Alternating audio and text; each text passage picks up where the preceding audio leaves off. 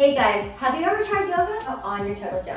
If you have not, it is something to consider because the Total Gym will actually enhance your flexibility by taking you through a series of yoga stretches, poses to really work into the muscles, to relieve any type of stress, and to really enhance your game.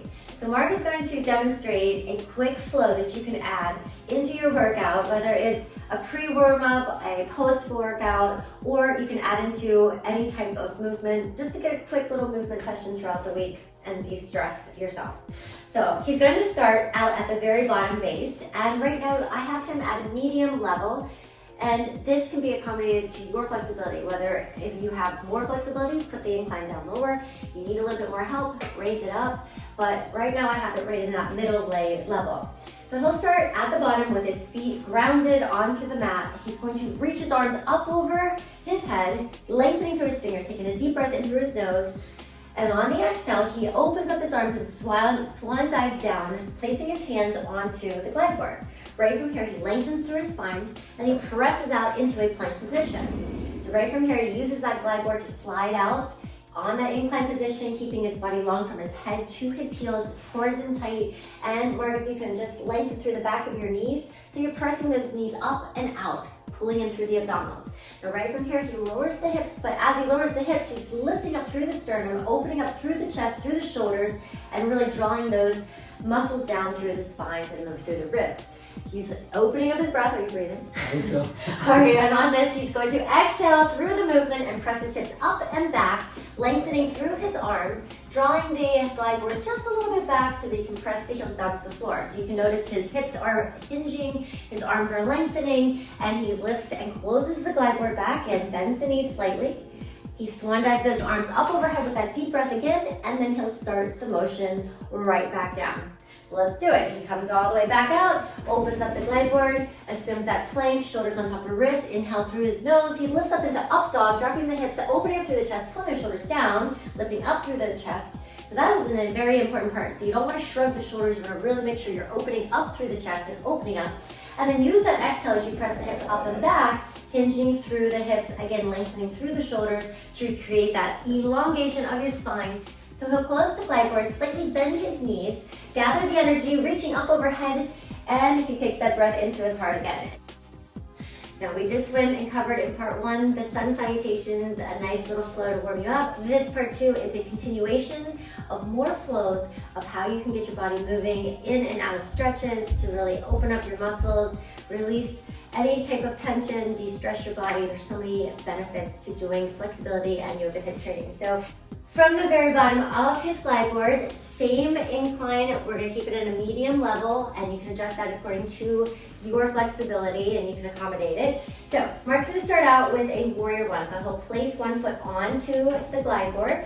The back foot is gonna stay and remain on the floor, so his toes are slightly angled out.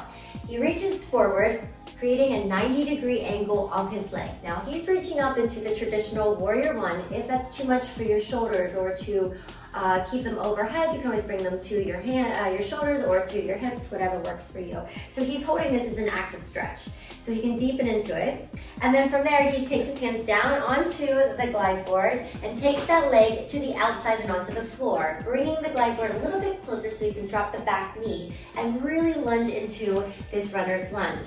So as you can see right now, he's lifting up through the chest, his back is elongated, his neck is lifting up, and he can add a little bit of a rotation into his spine. So same arm, same leg, he's gripping into that leg so he can either open up through the hip or he can push the knee in towards the glide board and twist his body into it to get that rotation of his spine.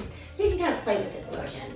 All right, and the next move, he stays right there, he adjusts his body and brings it into a straight leg hamstring stretch. So right from here, his back knee is on the glide board to give it a little bit of that support, toes are on the floor to keep your body in place. You can really feel that in through the back of the hamstring, and his toes are pressed back so that you can really feel that stretch in through the calf as well. From right here, he makes it into the next movement, which is a Pigeon pose. Pigeon pose is something we all need. We need to open up through those hips. So the knee is angled towards the same arm.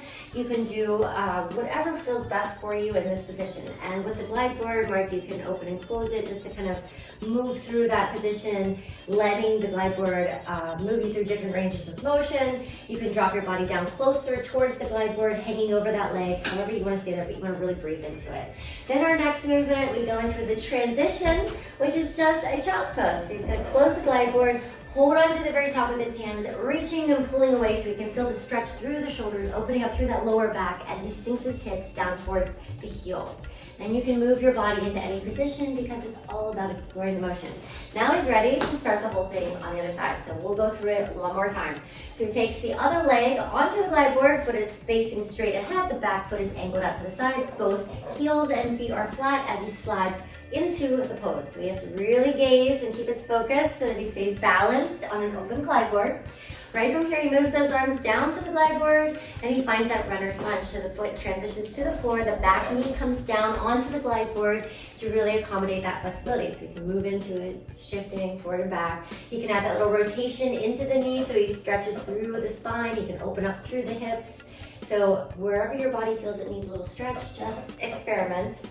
Yep, and then right from there, he takes it into a hamstring stretch. So he bends that back knee, straightens the front, pulls the toes back as he's feeling that flexion in through the foot and then through the calf muscle, really going up through the leg. Again, moving through the positions of the glide board and your body, just accommodating it. And he takes that down into our pigeon stretch. So the leg comes across. So you have to just kind of use your upper body to use your core and position yourself. And again, he can move and point and flex his back foot so that the glide board moves and he can change that angle of where he feels the stretch. And then right from here, he just goes right back into that transition of child's pose. So Mark, how do you feel from this position? Not bad, right? It feels really good. We are going to go through our final flow, and this flow can be combined with part 1, part 2, and part 3. And then you can mix and match and create your own flows, or just keep it very simple and do these flows. So Mark's gonna start facing away. Yeah, sometimes this can be a little tricky. So I sit on the bottom base of the glide board. 1 foot out, 1 foot is gonna go right where the base is here. And I just push myself out so I can get both feet on and extend my legs. Perfect. So remember, you have to adjust that according to your flexibility. So now as he reaches up, he really elongates through the side muscles. He's using your breath. Are you breathing? Yes, I think. I have to remind him.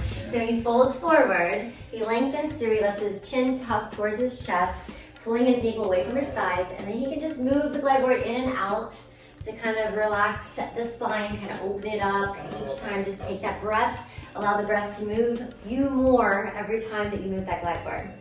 And then right from here, the next move, he takes it into a figure 4 stretch. So the leg comes across. And again, he can hold on to one arm, opposite arm onto the glide board for stability, other hand onto the same knee. And he just moved the glide board in and out. I think this is such a nice piece right here, right? It helps. Yeah, the deeper the glide board goes down, the deeper the stretch. So I can definitely feel that, and I can kind of monitor, how far I want to take the stretch. So it's nice to have the glide board and the maneuverability that it has. Right. And just make sure that your heel is pressed into the bottom so that you don't slip off. That's why I think that's a very important piece. So now right from here, he's taking that same leg to the outside of the glide board, and he's just going to lift up through the spine as he rotates out and around, looking towards the back vertical column. So he's staying from right there.